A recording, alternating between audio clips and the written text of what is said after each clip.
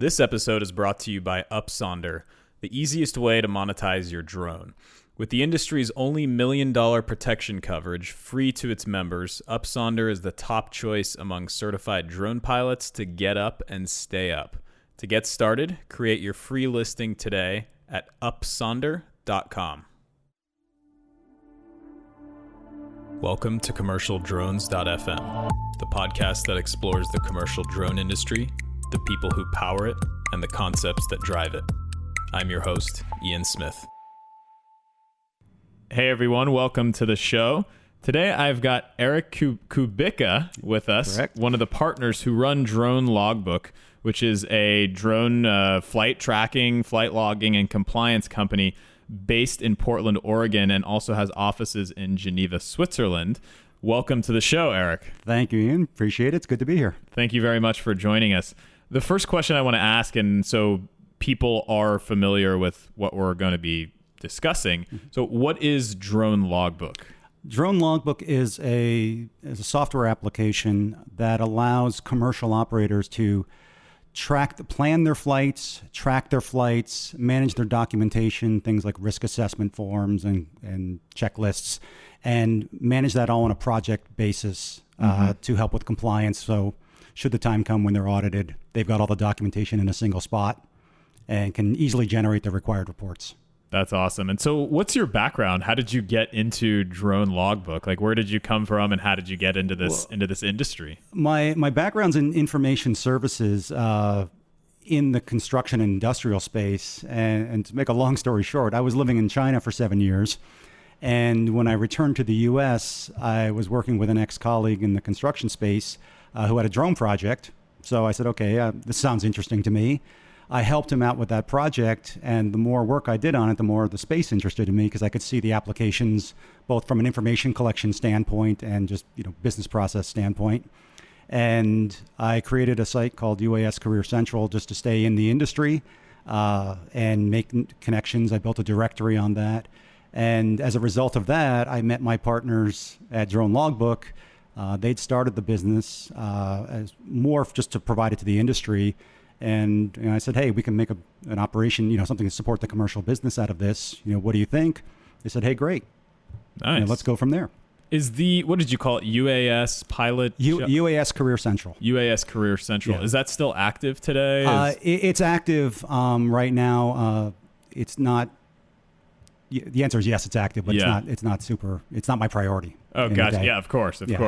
And so with that, was it kind of like helping out with drone industry jobs or like finding pilots, like a marketplace kind of thing? It wasn't a marketplace. It was a free site that allowed companies who were hiring to post jobs for the drone industry, as well as a directory for companies so the directory ended up having 400 or 500 companies in it.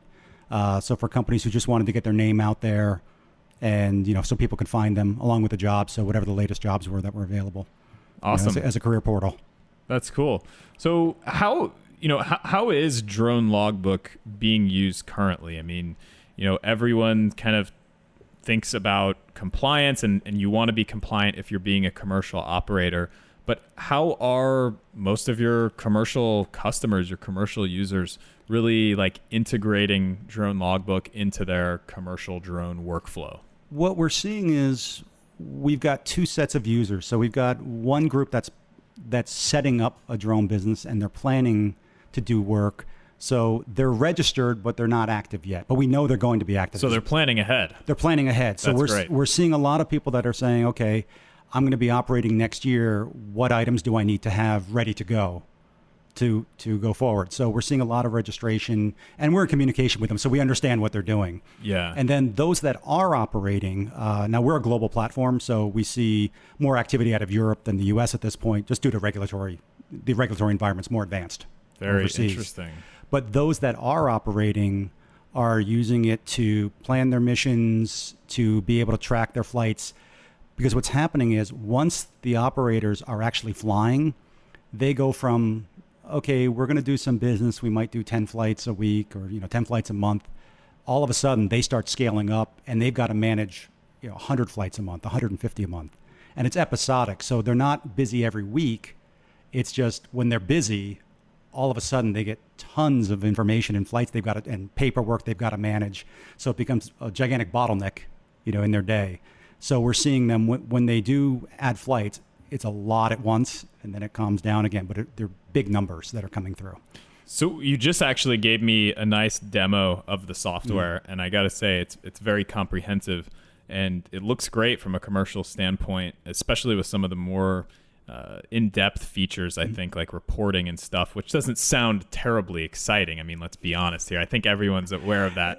It's not exciting until you have to produce documentation for the 100 flights that you did. Absolutely. And so being able to kind of look ahead like some of those other users are doing is really cool. So are you able to share maybe a range of like some of your most heavy customers? Like how many commercial? I'm just interested because if a big company, not naming any names or whatever, enterprise company is using the software, they're most likely compliant.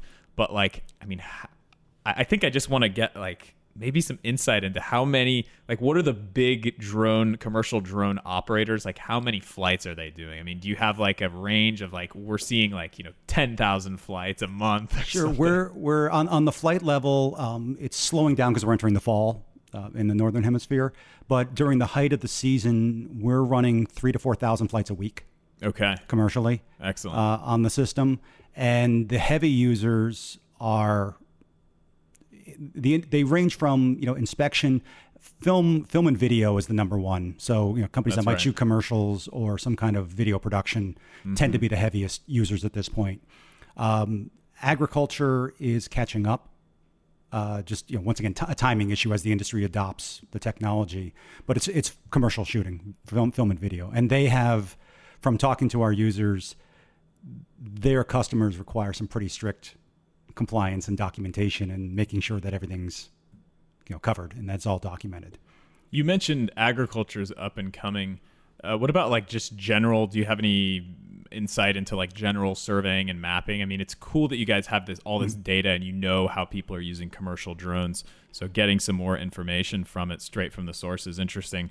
What about do you guys track just general mapping stuff, or is it really pigeonholed into agriculture? No, we've got about 14 categories that our users select. So we have an idea of what they're doing. Everything from commercial film and video, inspection, agriculture, mapping and survey, emergency, scientific. So we get a pretty good idea.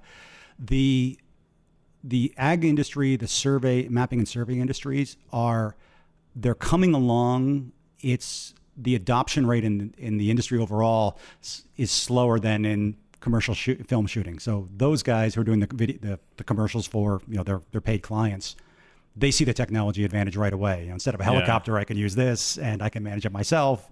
The production costs come down. For the other industries, what we found is 2017 will probably be the first year of full adoption by some people. 2016, we're getting a lot of feedback saying, hey, we were going to test this. We're going to figure out, a lot of companies don't even have their own internal processes down. So that's something that you guys kind of help with too, though, with what was it, the risk assessment document that you showed me in the software? Yeah, we provide the tools they need for whatever procedures they're going to put in place. But what's happening is their internal compliance department, they're making up rules now for next year. Yes. So, for example, whether it's an insurance company or basically somebody who has deep pockets who's worried about making sure they do it right. Of course. Is spending 2016 getting all the internal procedures down. Here's how we do this. These are the procedures you need to follow going forward. So we're seeing a lot of testing from what you would say, your Fortune 500s or your Fortune 2000s, where their compliance department, their legal department is getting together with the drone operations department saying, how do we minimize risk? We're not going out to market at full speed yet, but they're all going through this testing phase.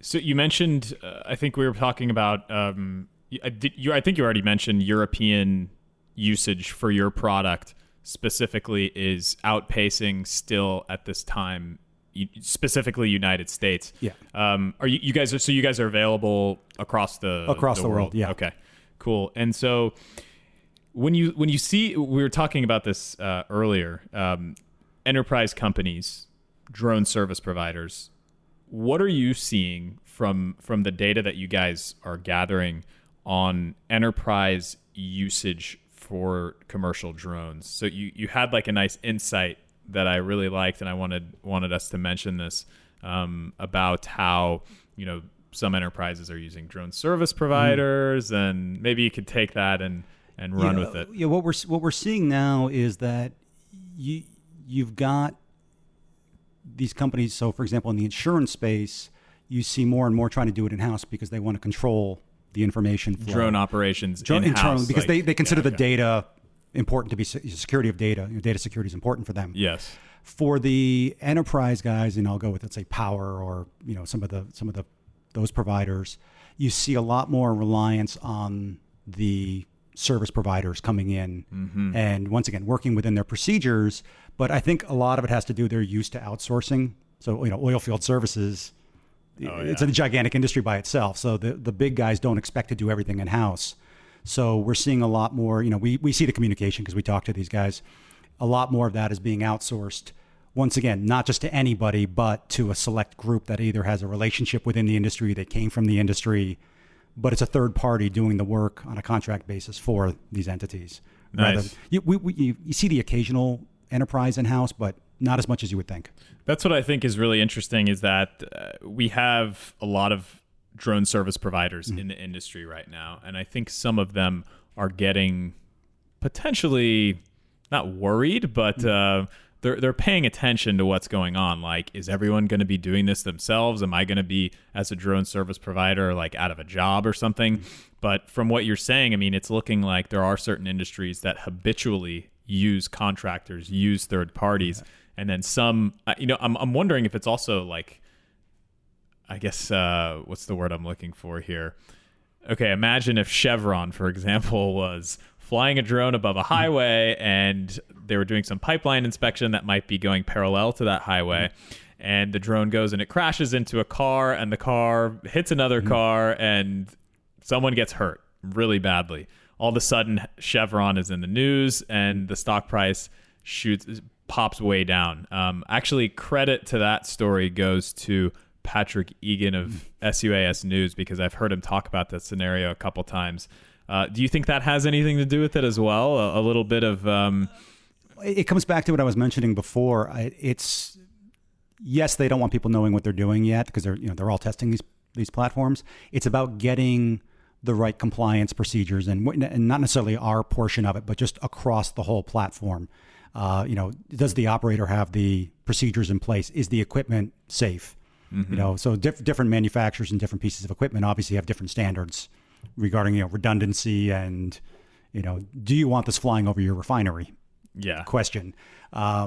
So once again, this comes back to they're just getting their hands and a handle on what's going on. So for the operators out there, what I would say is that it never goes as fast as you want because your bills come faster than your clients show up. All those monthly service bills. Exactly. But we're seeing the pressure build, so to speak, in terms of there's going to be more and more demand through the system because we can see it from our discussion, from what's going on our platform and also the discussions out there. So it's building. The question is the speed. So the market will be there. The question is it a 2017? Is it a 2018? Yeah. Okay. That's to be determined. What do you feel is one of the most useful aspects of your product? So you guys have a ton of features. From a commercial drone operator standpoint, what do you think is one of the most useful pieces of it? One of the most useful features? I would say our ability to support the log files and bring in the telemetry data from multiple partners and platforms. What's telemetry data for those who might not know? It's the information about where was the drone, where did it fly, what was the altitude, what was the speed. Battery stats. Depending on the manufacturer, a lot of the drones don't support that because they're not smart batteries. But basically, how high did I fly? Can I prove that I stayed within the parameters? Under 400 feet or whatever. Outside of no-fly zone, TFR, NFV. Exactly. So it allows the user to document, within the platforms we support, exactly where they flew. And they've got an audit trail. And the secondary portion, so one is proving what I did. And two is being able to manage all this information and all these flights. Because you've got, for the guys who are maintaining the higher level of compliance, You've got risk assessment forms and pre-flight checklists. And, I flew 7 missions over 2 days. I did 2 different checklists. How do I sync, manage, find, and keep that data in a format that, I can get to it later and it just doesn't look like my desktop with 75 documents and, 400 folders. So we make it very easy to find your information later on. Love it. So it as mentioned before, it's not the sexiest thing ever, but when someone comes a knocking and you can produce that audit file super easily, it's worth its weight in however many bits and bytes are in there in gold. And so just coming from the background of like corporate aviation and aviation in general, I mean, every little slip in the hangar, the aircraft hangar, has to be documented. If like someone just fell and like, hurt their knee or something, it has almost nothing to do with the actual flight itself, but it's happening on premise and you have to document that kind of stuff. So, and the other thing I would add is our reporting features allow you to say, okay, show me all the flights that this drone has taken with this pilot. So we can slice and dice the information in the system to create custom reports based on, if a client asks for something or you need something internally or the insurance company asks for something, you can create basically whatever kind of report you want. Mm-hmm. Has DroneLogbook felt the effects of Part 107 being live yet, or do you think there's a little bit of lag, or what are you guys seeing? We're starting to see an uptick in users that are, I guess, moving to our higher level platforms. It's slight, but it's noticeable. What we can tell, though, is that just based on talks we've had with people in the industry, is that there's going to be a bit of a lag between the time somebody takes the test until the time they get whatever the certification is that comes with that. So that lag right now, we probably won't see anything, I'm guessing, from what I've heard, for 2 months or so. But we have seen a small but noticeable uptick in terms of users coming into the platform from the Part 107. Cool, yeah. So I think we're kind of seeing the same thing over in the photogrammetry space here. A little bit of lag, but once it starts spooling up, it's gonna just like take off. So I think at the immediate on August 27th, it wasn't like okay go, or was it 29th? Yeah. I can't even remember now. Things move so fast. But the other thing I would mention is what we are hearing, from some of the training side, is the numbers are really growing in terms of people going and taking the test in the training portion of the industry. Oh, excellent. So it's going to take a while for that to roll over down to our section, of the industry, because we're lagging to the training facilities. For sure, yeah. So it's your product naturally, I guess, trends towards those who are a little bit more far along in their operations. Exactly. And for us, the other thing we've got coming is it's winter in the Northern Hemisphere. Yeah. So we're going to see we know with this drop coming just because people, in the Midwest, you can't fly in a couple of weeks. So. Exactly. Cool. So what do you see as far as looking into the future even further? DroneLogbook and other drone, drone compliance software and flight tracking and logging in general. There's already some really cool, you come from that data background, there's already some really cool integrations that are there with all kinds of different data sources. Where do you see your product or just drone compliance in general in the next 2 years? Well, our hope is that it gets integrated more and more with the manufacturers, because the number one, I'll say, complaint we get from the customers are that there are so many suppliers in the industry that are not competitive. So, for example, the hardware guys versus the software guys, but there's no integration between these platforms.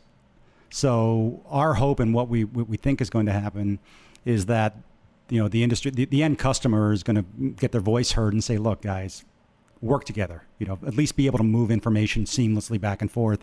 My admin time shouldn't take more than my flight time exactly on a project. So we see, hopefully greater cooperation in the space. Yeah, that'd be really nice. Just fly, boom, all exactly. syncs up. That's it. Great. And let's see, what about the drone industry then? Where do you see, it's in such a rapid period of growth. I keep trying to be conservative with where I feel like, true actual drone delivery will be delivering to my doorstep. And I always think it's a lot further along than it is. But all of a sudden, things just start coming so crazy fast. And you see the FAA being so ridiculously, uncharacteristically cooperative with the new drone committee and Intel CEO on there. What about the drone industry in the next 2 to 5 years? I mean, what are some of the things that you're really looking forward to? Well, I mean, obviously, I'm an optimist because that's why I'm in the space. But my background coming from the industrial and the construction sector, I'm sort of biased in that direction because, for example, labor costs to do an inspection, you've got to put up scaffolding and it takes 4 or 5 days. I see a huge move in those areas because you can get a lot of information with the latest sensors and decide whether or not you've got to commit the expense. So it's a huge cost saving for that side of the industry. Let's say you're doing a roof inspection on a building. Somebody's not hanging over on a cable trying to find something. The drone can do 75-80% of that today and still be within the right tolerances that you need. So really taking over a lot of those I'll call it dangerous manual jobs that are expensive and take a lot of time. So that's one of the areas. Obviously agriculture is pretty well known at this point, and we're also seeing a lot in terms of photo commercial shoots for commercials and for film, just in terms of growth. So I hear the numbers that they expect. What FAA expects 600,000 next year. I read I think that was the latest quote. There's so many projections and things. I don't think you're going to get that many airborne that quickly. I think the logistics aren't there because the training has to catch up in some of the other areas. But I think the growth curve over the next 5 years, they're going to be applications that we didn't think of today. That's what I love. That are going to occur. So I think it's going to be steady. I just push out the curve a little bit farther. So construction, agriculture, mining, insurance, those are the ones that are typically being talked about the most because there's such a large market cap for that. Do you think 2 years? So I think you mentioned 2 years for something like an inspection taking place from now, but I think companies are already starting to do it. They're testing today, but by 2 years, I mean at the point when it'll move the needle. Like it's like a no-brainer. Like, oh yeah, you don't have a drone strategy. What? Yeah, meaning it might be right now you might see 0.5% or 0.25% of the market out there doing it. By 2 years, you might be see 15 or 20%, 25% of the inspections moving. The simple stuff that you can get done that what the result set's going to be. I'm going to set a reminder in 2 years. I'm going to hit you up and then let you know what the latest projection is. And I bet it's going to be even more than that. So, I mean, with the way things are going. I hope I'm wrong. Yeah, exactly. I hope it's higher. I just, adoption always takes slightly longer than you think it will. Yeah. Cool. Well, so what's Eric, what is your favorite use case? It doesn't have to be a unique use case, but some project maybe that you heard someone doing in the news or about it personally, of how someone has been using a drone commercially. The favorite that I've got comes out of the industrial space, and it was somebody who did an industrial chimney inspection. So literally flew the drone right down the center of the chimney with LiDAR and did an internal inspection, basically doing a 360 all the way down the inside of the chimney. What's the diameter on this chimney? Oh, I mean, the industrial ones are 4 feet wide. Wow. At the top. Do you know what kind of drone it was? It was a multi, I'm guessing it was a quadcopter of some kind. Yeah. Or hexacopter at most. But because of the LiDAR and the ability to to tell where it was spatially, that is cool. It basically did a corkscrew down through the bottom. This is I think 180-foot chimney or something like that. So it managed to get done in, I think in one day, what would have taken a week and a half. And the other ones I like are the ones for the offshore. And once again, back to my industrial side, energy side, the companies that do the offshore inspection for flare tips and things like that. Because if you're on an offshore rig, shutting down an oil rig offshore is expensive, and knowing what you need to do before you're even out there, you're talking hundreds of thousands, if not millions of dollars saved. Isn't it? I think I read somewhere like $1 million a day or something similar. I think that's the number. That. The number I heard also is somewhere around there. So you save 3-4 days times X thousands of rigs. Unfortunately, you can't charge the company $1 million a day for that service. Yeah, well, luckily that's not the business we're in. But yeah, these are big savings for these companies. Yeah. Oh, that's great. Yeah. Cool. I really like that the LiDAR case study or the use case that you were talking about. That's cool. Awesome. Well, thanks so much, Eric, for joining us. You can go ahead and follow Drone Logbook on Twitter at Drone Logbook and visit their website, DroneLogbook.com. You guys have a free tier where you can start off at, and then you have a couple more paid tiers, right? Exactly. There's a free tier to start off, and then pro and an enterprise level. So. Awesome. Cool. So I'm going to see you tomorrow at the Orange Silicon Valley Yes, I will be there. Drone Conference event. So maybe I'll have some more stuff to report on from that. But thank you everyone so much for joining Eric and I today. Make sure to get involved in the conversation. I'm going to continue to ask this until more people are tweeting and Facebooking and posting comments on the website commercialdrones.fm. But really appreciate your time. We'll be back soon with other episodes and more guests. So thank you so much and fly safe. Cheers.